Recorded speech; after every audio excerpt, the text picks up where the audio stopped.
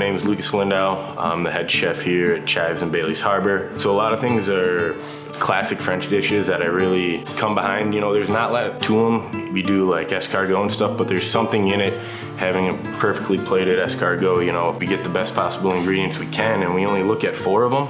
And it's my job not to mess them up, you know, because I pride myself in going out and being able to source those things. So that's kind of how I base my food and what I like to do here. For a shareable starter course, we'll do our house cold smoked salmon. We put it in the smoker, you know, 3-4 hours later, it comes out and we have this nice, beautiful product. It comes with potato pancakes, creme fraiche, capers, pickled red onions, popcorn shoots, sweet but tart, really vibrant on the plate. So together it makes an awesome dish.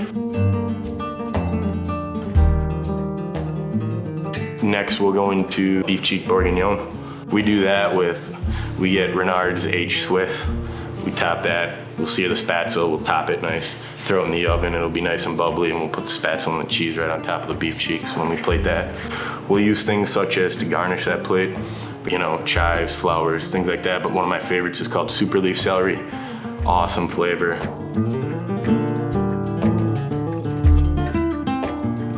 Another good dish that we'll do is steak frite, kind of a classic for many years, and it's just 14-ounce ribeye, certified Angus beef, chives, garlic, and a little salt and pepper on our French fries.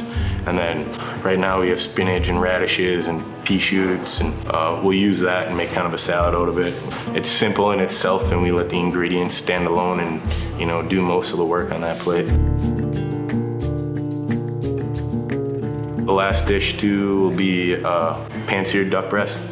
We serve that with root vegetables, parsnips, turnips, sweet potatoes. We'll dice that, roast that with a little bit of thyme, a little cherry, a little pea shoot. Perfect for this time of the year, you know.